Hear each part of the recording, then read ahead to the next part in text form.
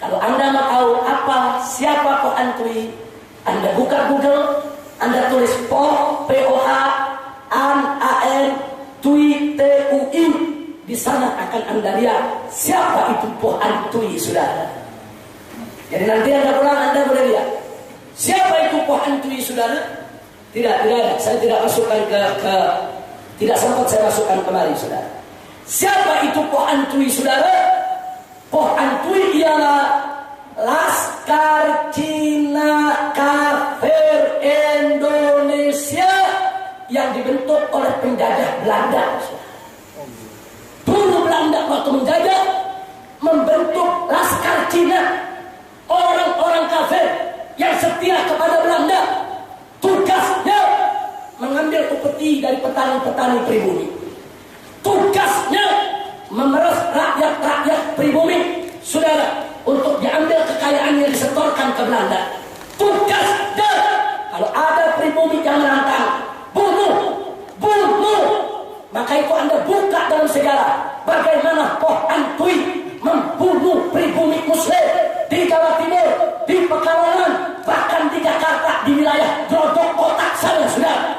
Dibunuh pribumi Muslim oleh mereka. Buka, saudara. Dan tolong diingat, begitu Belanda lari dari Indonesia, mereka ikut Jepang.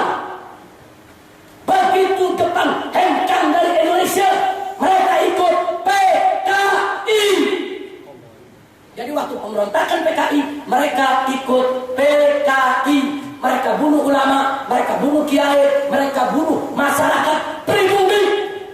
Nah, pertanyaan saya, kenapa pemerintah Republik Indonesia tidak memasukkan Po Antwi dalam sejarah kemerdekaan Indonesia? Kenapa PKI disebut pengkhianatan? Kenapa pengkhianatan Po Antwi tidak dicantumkan, tidak diceritakan? Kenapa? Cina kafir di zaman Belanda, mereka membentuk Laskar Cina Indonesia untuk membantai pribumi. Ini adalah fakta sejarah. Dan tolong lihat, Westerling, saudara, begitu membantai umat Islam di Makassar, begitu dia berada di Jakarta dan di Jawa Barat, dikejar oleh tentara Indonesia, saudara. Tapi akhirnya Po Antwi yang meneruskan Westerling lewat Sanford, Jakarta Utara, Ancol, saudara. Dulu disebut Sanford, saudara. Dari sana diselundupkan Westerling, dilarikan dengan pesawat kecil untuk menuju Singapura, saudara. Cina kafir pengkhianat, Westerling itu pembantai umat Islam Indonesia. 50.000 pemuda Makassar dibantai oleh Westerling. Ternyata Po Antwi, Laskar Cina Indonesia di zaman penjajahan Belanda membantu Westerling. Dan Po Antwi ikut melakukan teror di Jawa Barat, sudah melakukan penculikan dan pembunuhan.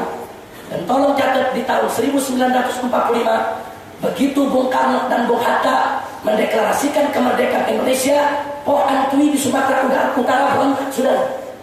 Cina di Medan angkat senjata, nggak mau masuk NKRI. Po Antwi di wilayah Belaraja, Tangerang berontak, saudara, nggak mau mereka masuk NKRI. Akhirnya, saudara, umat Islam marah, terjadi perang di Belaraja. Berapa banyak Cina Laskar kafir yang dibunuh oleh masyarakat, saudara. Ini sejarah. Saya mau tanya, di pelajaran sejarah kemerdekaan Indonesia di sekolah ada? Kenapa disembunyikan? Jadi jangan mentang-mentang sekarang kau kaya raya, ini Cina kafir, saudara, sudah kuasai ekonomi, sekarang dia menguasai politik, dia merasa dirinya bersih, setia kepada bangsa, nasionalismenya tidak diragukan. Omong kosong. Maka itu saya minta kepada pemerintah, Anda tahu dulu, saudara, makanya jangan kaget. Kenapa di zaman Soeharto dulu Cina dibatasi, saudara? Nggak boleh sembarangan untuk jadi pejabat, karena Soeharto paham mereka banyak mengkhianati Republik, membantu Belanda, membantu Jepang, membantu PKI, saudara. Maka itu dilarang oleh Soeharto. Jangan menyalahkan Soeharto. Soeharto sudah mengambil satu sikap yang tepat. Kenapa? Mereka patut dicurigai orang-orang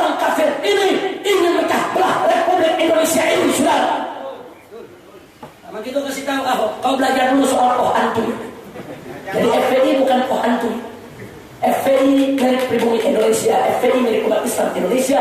FPI bukan pengkhianat. FPI berjuang untuk umat Islam Indonesia, berjuang untuk agama, berjuang untuk bangsa, berjuang untuk negara. Dan tolong catat, alhamdulillah, para habaib Dzurriyyatul Rasul datang ke Indonesia. Dan hari pertama mereka datang bukan sebagai penjajah, mereka datang sebagai penyebar Islam. Kemudian mereka membawa dalam bangsa Indonesia, mereka menikah dengan wanita-wanita Indonesia sampai anak-anak mereka, saudara. Itu yang kita kenal dengan wali Songo. Mereka adalah habaib yang menyebarkan luas Islam di Indonesia, saudara. Nggak sampai di situ, mereka kawin sama anak-anak sultan-sultan, raja-raja pribumi, dan kemudian mereka menjadi sultan-sultan Islam yang sangat dicintai oleh bangsa Indonesia. Betul? Dan begitu Belanda datang, mereka melakukan perlawanan, saudara.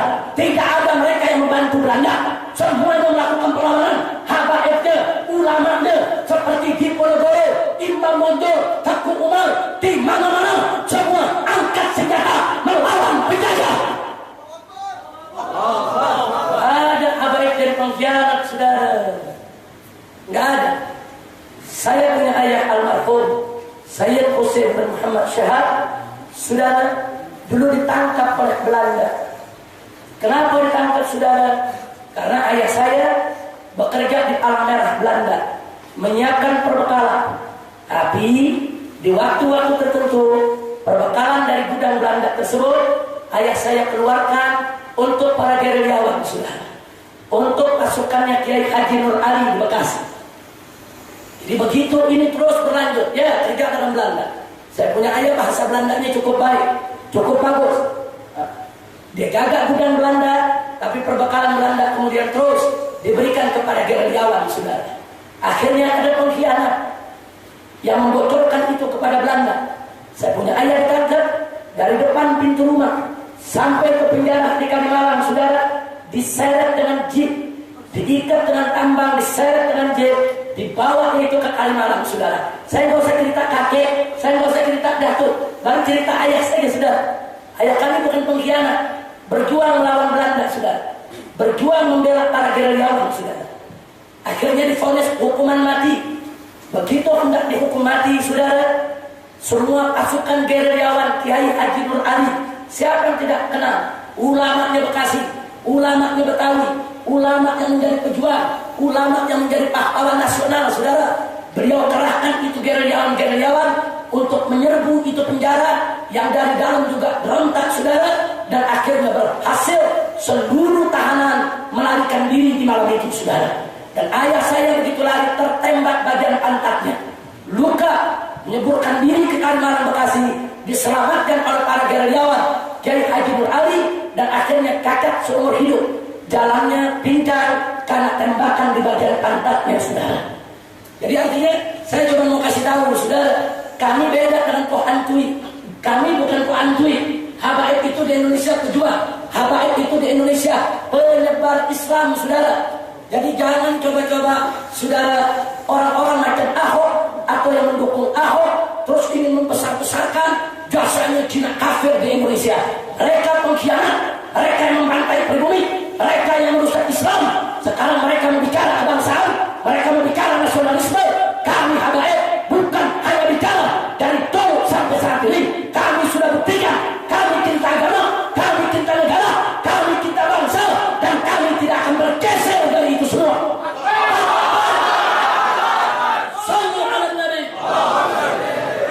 Ini yang saya sampaikan, saudara. Jadi habaib itu berjuang.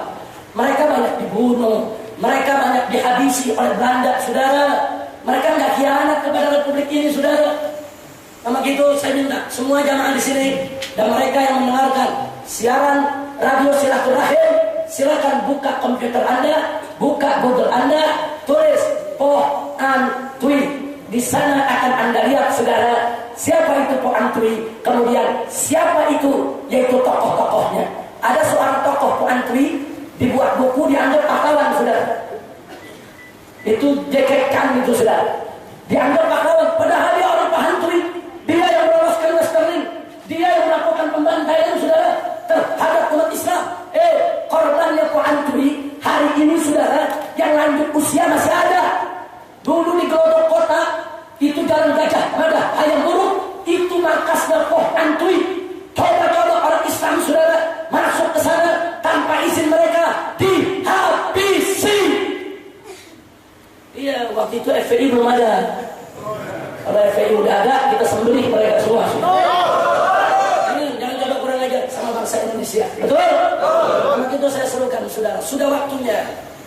kepada seluruh pejabat negara Republik Indonesia, kepada seluruh anggota dewan dari pusat sampai ke daerah, sudah waktunya kembalilah Anda kepada Undang-Undang Dasar 1945 yang asli.